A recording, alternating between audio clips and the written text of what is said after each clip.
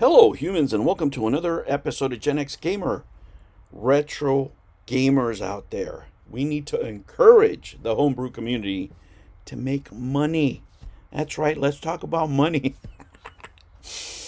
That smell in the air. It's money that you can make, and you're leaving on the table, guys. This video is about talking about a new business strategy for those people that do homebrews out there. You know, for us, Gen X community, we're getting smaller every year. Let's face it. We're not the primary target of a lot of companies, but there's a vibrant homebrew community out there making great games for us. And it's not enough, just to make a game and put it out there, because as you can hear from the developers themselves, the people that make the games, there's a lot of risk involved. And this whole video, right? And this whole video is giving you the blueprint, okay, for a business plan. I spent time doing this, guys. Looking at the different business models that, different people have. And I'll give you like a perfect example of something that could work very, very well. But I really need to tell the homebrewers out there, that make great games, you need to stop thinking about marketing like it's 1983. That's the biggest problem for a lot of the homebrew community, right? Behind any great project, there's a lot of effort. People put their blood, sweat, and tears, as they say, into these things. And it sucks when it doesn't work out, or if they're not making any money, or sometimes they lose money. That's the worst thing that can happen. You make a great game and you don't make any money out of it.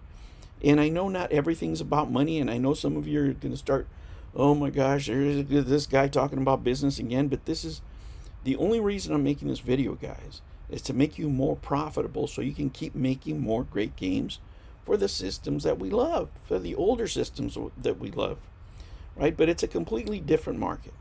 It's a completely different market nowadays to be successful. And I'm going to point out some things here that many people don't think about. I'll give you a perfect example with Atari. Look at what they've done. They've had some success that they didn't see coming, right? Let's talk about the Sprint. Let's look at their hardware line. Look at these two products right here. If you make products for the old Atari, if you make products for the old Intellivision, you are leaving money on the table if you're not specifically marketing to these right here. I know you want to make cartridges, right? I know it's all about physical, and you can still stay physical, right? But it's the products that you make are not the problem. It's not the products that you make that are losing you money. What's losing you money is your marketing. This whole episode is about lowering your risk and increasing your profitability. It really is. Now, I made some notes here that I really want to go through, you guys, because as I've seen videos about different homebrewers talking about there, many of them skip what is the reality, of retro gaming hardware in the modern era in 2026. Modern retro consoles now support side loading, like the Intellivision Sprint, and USB loading. Emulators are built into many, many devices, not just one. Players are not rejecting retro video games. They're not rejecting your particular retro video games. What they are rejecting, right, is the high cartridge cost sometimes. Now, inventory is a real risk for you, right? You order all these carts, and now they're just stuck in limbo, mostly because of poor marketing, let me tell you. But it's a risk that you take, right? Let's talk about the digital cartridge model, which is where you need to be at, right? You need to think digital as part of your strategy of selling your product. If you make a lot of money, you're more willing to make more products, right? If every passion project that you have brings an extra $10,000, $20,000 to your pocket, you're probably going to want to have that Christmas money every year. It's like a bonus. You got to pay taxes, of course, so maybe 16,000 or 15,000, even less depending, if you live in California. If you have a good accountant, and you're able to expense your things properly, it's not going to be that high. But let's talk about what you could sell games for, what they're in the market for now. If you're going pure digital, and right now I've been buying the Electronite. It's what I've seen. That AF game is mind blowing, for example.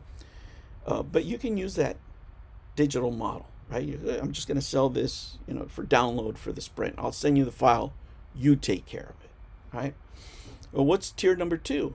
What about USB digital cartridge edition, right? I'm going to show you 2 different products where one's a poor execution and one's a great execution. Look at this, right?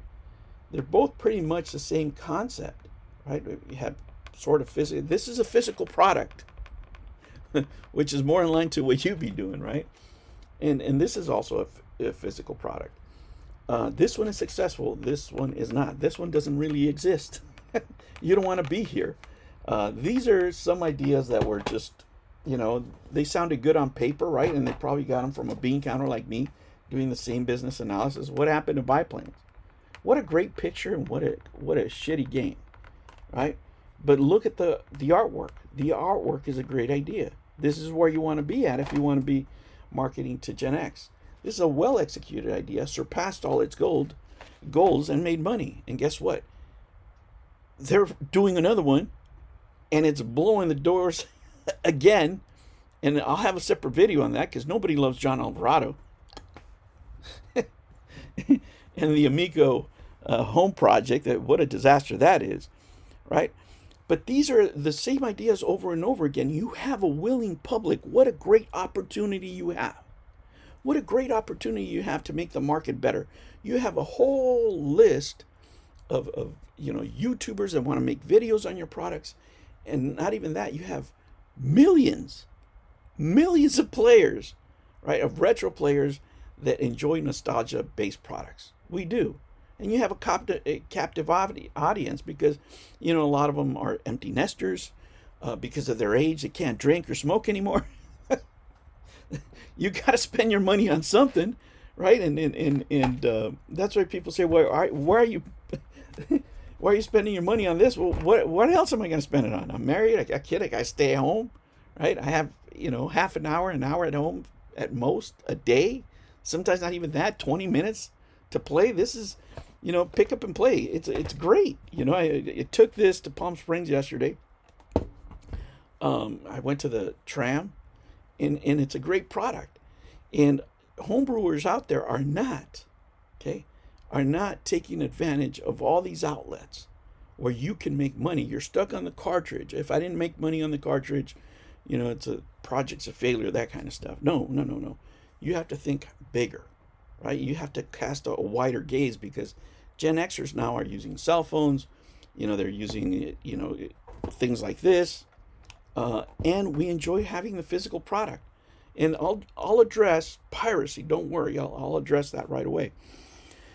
Now, collectors such as myself and many of you watching this video, we buy the experience. That's what we're buying. We're not buying the silicone. We're not buying the plastic. We're buying the experience. Now, the risk that you guys take, right, when you do these projects only based on cartridge, what does a run of 200 cartridges cost, right? In general, we could say anywhere from, I don't know, 6,000, 10 grand maybe. And depending where you get them, it's a good time of year, whatever. The cost of getting a USB stick or a card, that sort of looks like the TurboGrafx or a lenticular card. You can make a trading card that has the code of the game on there. Just like they sell the Fortnite cards of Retro Bucks, whatever. But you make one printed with your game on it that is a callback, to the TurboGrafx or to something else. You make it look like a cartridge, whatever it is. But the entry for that is a lot lower. If you're talking about USB sticks printed with your sticker, what are they going to cost you? $2,000-$3,000? Could be even less if you go to China, right? And remember, this is a one-time use product. Once you put it on your computer, that's it. You got the copy. They're not going to use it again, right? And yes, you're worried about piracy. I'll get to that. But I'm just telling you the cost comparison, right? People will still buy your product, right? If you do USB sticks, but you have to go beyond that. Consider a bundling strategy, right? Now you have all these games that you've made. Maybe you've made more than one, two. Put your collection on there. Make it unique. Package it in something that retro people will enjoy, in any which way. Whatever's cheaper for you. Maybe you want to do it just like the Genesis. Maybe you want to go the way, right, of Evercade. There's so many. Look at Evercade. That's another great example, right, of how you package things. You always want to look for cost-cutting measures while delivering to your customers exactly what they want. Now, besides packaging and repackaging these into premium sets, right? So you have the individual game. Maybe you have the banger right now. You do that one, and then in addition, you can offer, right? If you buy this new game at a discount, you can get the bundle with these other games on this other, stick, whatever. Okay, now let's talk about piracy and the reality of piracy, right? You cannot eliminate piracy. That's a given fact. But what you can do is give personalized ROMs. How can you do that? Right? How can you do that? And how can you encourage people to buy things from you instead of anything else? And the reason people pirate it is access. If your games are reasonably priced and people want to get them because they're delivering the experience that they want, they're going to buy your product. Less people are going to try to pirate it, because once they pirate it, the community itself will police itself and look down on those people that are pirating your game. That's just the way it works. You can use personalized ROMs, watermarking, right? Personalized watermarking, so in case somebody uploads, your file to, whatever file sharing service, you can identify who it was. Not only that, the people can identify who it was if they play it on something that doesn't have a secondary verification, right? Just like the old days, video games when the video games were copied or pirated, they didn't work right. Nintendo used to do it. Other companies used to do it. Okay, you can embed the customer ID and checksum, for example. Offer community perks for legitimate buyers, like I'm talking about, the cards and what have you. And create like a simple registration friction. In addition, when these people order your games or crowdfund your games, you can put their name right on the credits. What a great idea. What retro gamer doesn't want to see their game on the credits, right? That's something that if you're going to kickstart something, like if you really want to make the cartridges and you want to lower your liability, then you use this model right here, right? This model right here. There's plenty of people paying $100 to get all the goodies, right? Why do we do this? Where else am I going to go? Seriously, who else is producing NES games where I can use my light gun or whatever? I'm just giving you one example, but there's plenty of them. Nintendo's much more successful, and you don't have to spend all the resources that people do to produce Nintendo games, specifically because you're a home brewer. Your budget might be much lower, but your cost of entry is also much lower. The cost of a Kickstarter is much lower. You can have everything done and then just do the Kickstarter for the cartridges themselves to make sure that you lower risk. And those people who really love your game, who have played the demo, and this is very important, make sure you have a demo for people to play to encourage them to buy in. They'll be more than willing to pay whatever it is, the 65, whatever, and one game that I can think of, if you're going to do a game, if I was going to market a game in Electronite, please listen to this. If you're going to do AF2, oh my gosh, what a great opportunity that would be. And you guys can name me other games, right? I don't know every other game. As you know, I've been working a lot since I bought my Sprint. I haven't added all the games to it. I bought games and I haven't even had the time to put them on stick and load them up. That's how busy I've been. Right? But you guys can tell me what other games you can think can benefit from these type of business models. Because at the end of the day, I want you guys to make money. Right? Yes, it's a passion project. Yes, you love retro games and all that stuff. I get it. Right? But cartridges, the things people want. The cards cost money. Even if you do, for example, Intellivision game, right here. Here's your physical product right here. What if you put your license number right on these bad boys? What in the back of this you had something else, and you make this, right, the part of the physical product that you're selling with these products. Is this going to cost as much as a cartridge? Absolutely not. Think of other things, right? And again, if people are able to get all those perks, why are they going to pirate? You're already giving them a free sample. You know, that goes a long way for people not to pirate your game because they can try it out, right? So let's sum it up here a little bit. Port to multiple systems. Port to multiple systems. There's so many out there. Whether you choose to do, whatever, PC, Steam, you don't have to spend on porting it to the Nintendo, right? You can do it. You can do it on just PC, direct, whatever. You can do even this, guys. I'm amazed that people have not, ported to this right here, right? Because you can have a little SD cards. You don't even have to buy them wholesale. You can just buy them right now for like $10-12. Put your little sticker on it and have it run in there. These machines from iArcade come with emulators. I'm telling you, you're leaving money on the table unnecessarily because people are willing to pay for these things. They really are. Gen Xers are willing to pay. You have a captive audience that is hungry for your products, for your physical products, for the derivatives of your video game. And let's face it, mainstream publishers have moved on from the 8-bit, 16-bit skill games. They just have. The ones that we sometimes enjoy the most. Gen X gamers, in general, we want simple plug-and-play stuff, right? A game that isn't 90 hours, 45 hours. A nice game like Galaga, where it has, repeatability. You can come back to it over and over again. You enjoy playing Crystal Castles, Defender, whatever it is. And you lower your production cost, increasing your profit, presenting it over various platforms so you can increase your incoming cash flow, right? Package digital like physical. That really is the key. Remember that. Package digital like it's physical.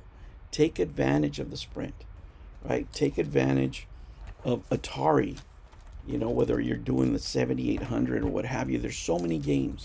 There's so many versions of games that you can make out there that people will buy. And if you're afraid that, they're not going to have enough interest, that's when Kickstarter is a great feedback tool. If you put a Kickstarter, nobody gives you money, nobody pledges anything, then you'll know your game is not going to do well. There's no reason to put it out there other than sell it directly, for whatever amount of money. But if people love it, you're going to know right away, right? If you exceed your goal, like the Retro has been doing like twice what you asked for, there's your answer. There's your answer. Money. Money.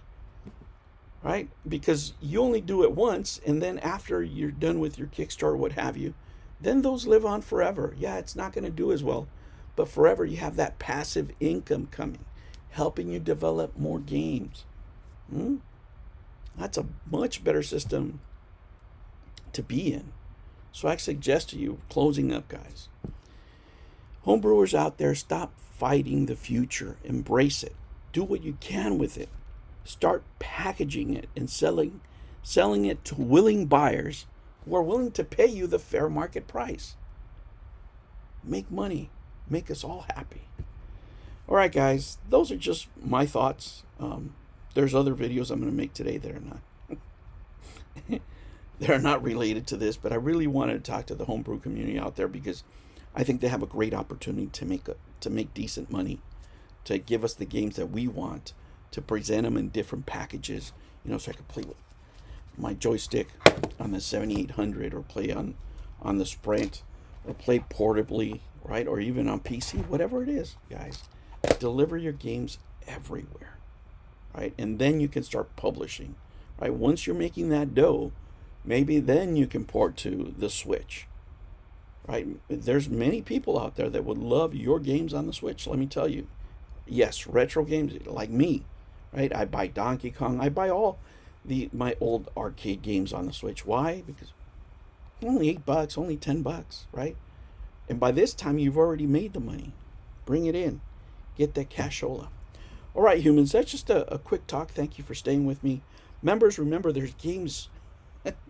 There's games in the section. Make sure you claim them. Just let everybody know that you claimed them. For those of you who want to pick a topic, you can go to Kofi, join the Gen X Gamer channel, and get the background story of how I come up with this stuff.